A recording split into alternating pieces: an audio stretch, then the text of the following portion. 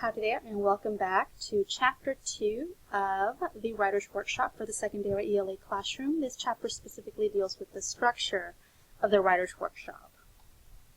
As always, we do remind you to follow us and tag us anytime you're tweeting about your learning experiences.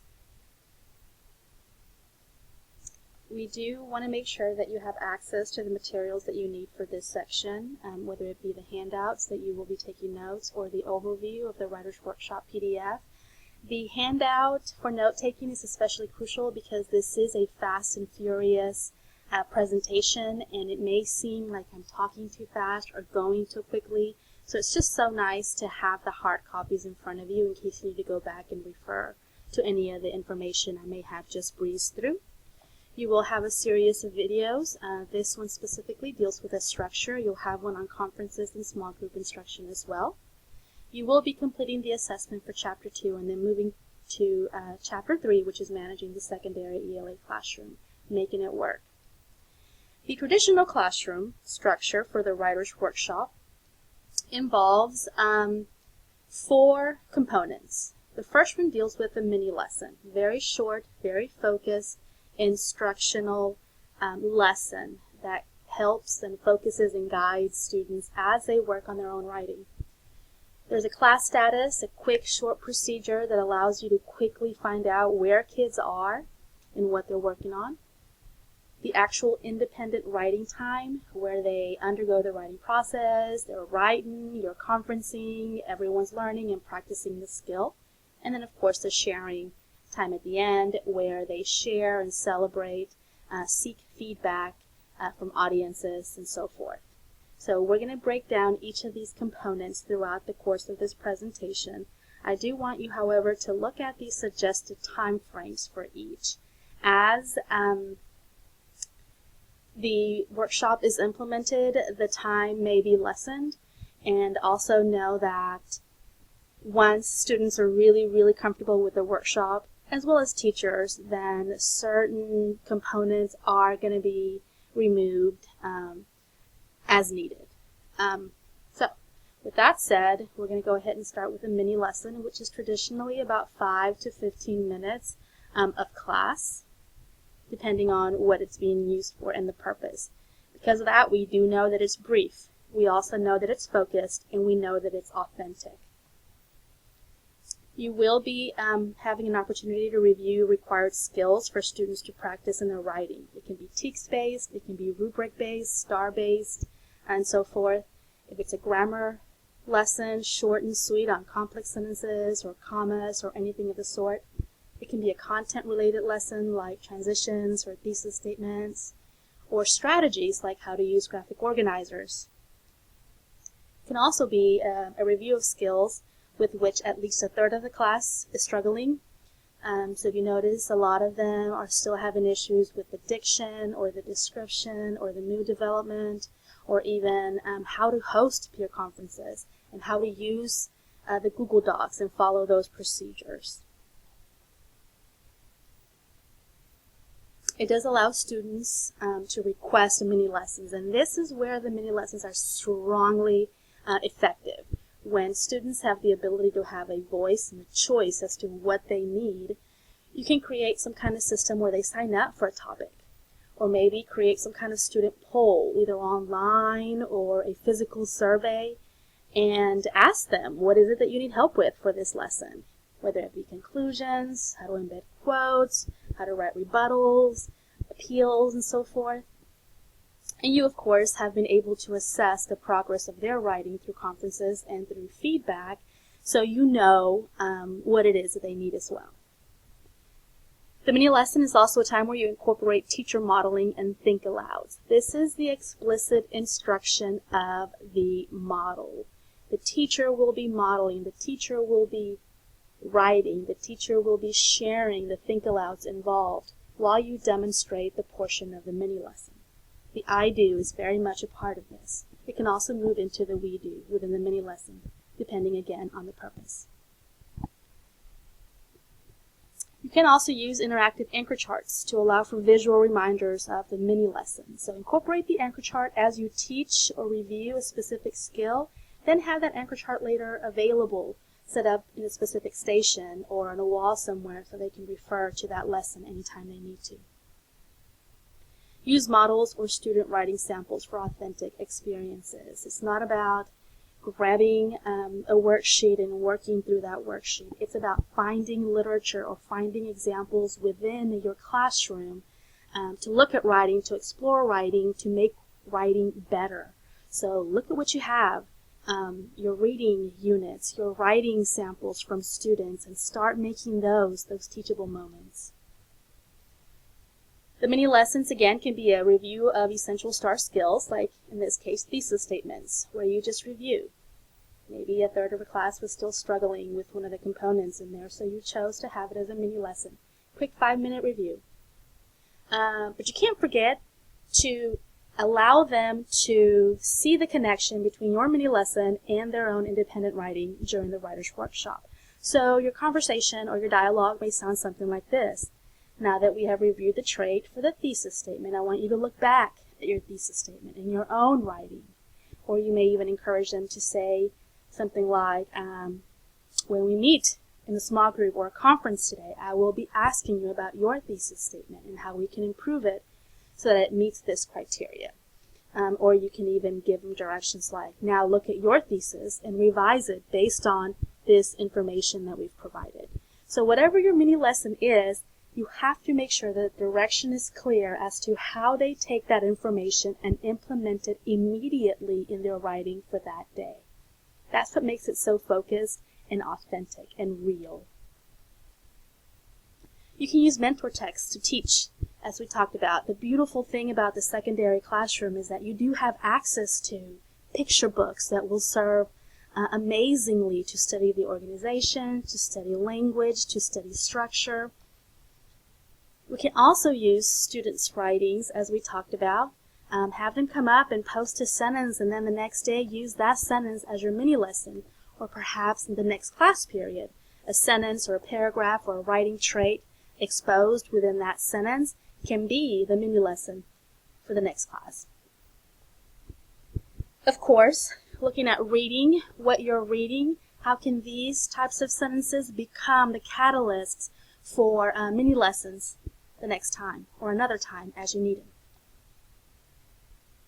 Okay, if you're working on the interactive journal, this is the perfect opportunity for you to be adding to this journal and having meaningful and applicable information that will be utilized during the workshop as well. If you're using mentor texts again, let's say you're using essays, you can use the mini lesson as a time to explore the mentors, code the essays, analyze, sort, take it apart, and use that again as the catalyst for their own improvement in their own writing. We talked about the anchor charts. If you create them during the mini lesson, then you have them available to display during the writer's workshop automatically. Okay? The class status gets quicker and easier the more often you host a workshop. All this means is you develop some kind of visual or audio or physical procedure that allows you and students to quickly plan and share what it is that you're working on for the day. Easy as verbal sharing, just call out their names and they tell you, or they can just share with a partner or a group. The key here is to allow them a time to create the goal, to document the goal somehow, and perhaps share the goal out loud with someone. This is an example of two peers who are sharing their goals after writing down the weekly agendas. You can create some kind of physical cue, so hold up a number of fingers that correspond with your writing process. So if you hold up a 1, that means you're on the pre-writing stage. Something quick and easy are colored popsicles or colored paper. Hold up the color that indicates what part of the process you're working on. Having a physical sign, not just initially but during the workshop, is actually a huge benefit for teachers because it allows you to quickly scan the room and know exactly what steps students are supposed to be working on. And this is great when you're trying to direct some behavior in the classroom when you're busy conferencing or working with small groups. Movement activity, also one of the easiest the quickest way that you can establish the status for not just the class but each individual student. So have them move to the designated area that's specific to their writing tasks. So maybe you have a corner devoted to the editing stage, and the editing station is there with all the graphic organizers or checklists or whatever it is that you need for that station. You also have highlighters or station for peer support. Your drafting stage may be somewhere in the middle of the room with, again, graphic organizers or whatever it is that you need for the drafting stage. Each station will be equipped with some kind of necessary supply. But again, visually, as you scan the room, you know what students are working on because of where they are physically. Okay, another way that is very powerful, especially at the secondary level, is the written responses. Where are you? Not just visually, but concretely in text. Tell me where you are. Very quick and easy to write the goal on an index card, nice and large, and hold it up for the teacher to see. And then you have it there as a checklist for the remainder of the workshop. I love having students create their individual tasks for the day. Like, what are you going to do? What is your to-do list? And then having them go back to that to-do list at the end of the workshop to kind of reflect on what was accomplished and so forth. And then, of course, you can even create a checklist on a Post-it note and have it up on the board or have it near your desk so that you can see what their goals are. Okay. Again, there is a quick popsicle sticks. The color that you have will determine the process or step that you're working on an essay.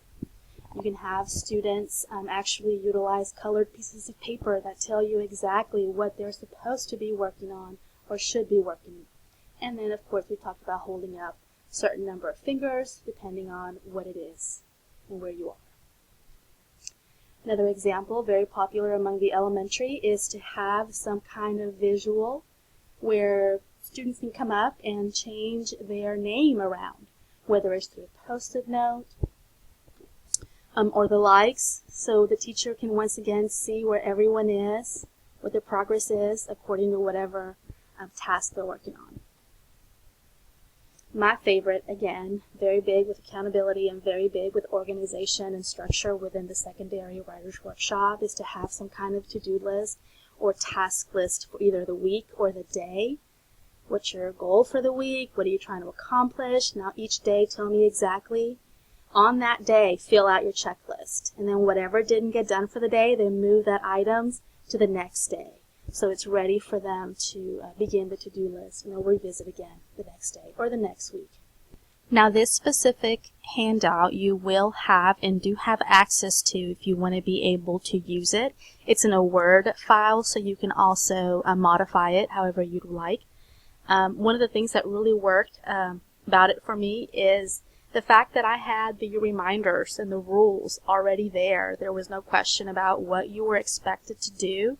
Some of those rules I established for you. Some of those the writing process and the writer's workshop established a certain procedure for writing for you. But the tasks and the goals are established by students and where they are in the process of their papers, whatever genre they're working on, whatever prompts they're working on. This allows them and gives them ownership of that task and what they're able to accomplish. At the end of the day, or the workshop, I would come by and just grab a stamp and stamp where they left off.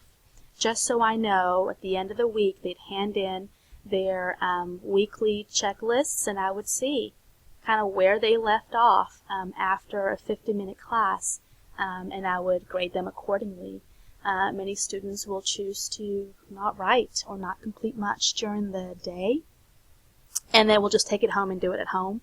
Well, that's kind of defeating the purpose of the workshop in the classroom, so I still needed a way to hold them accountable. So going around, checking the list myself at the end of class made them accountable and encouraged them to stay on task.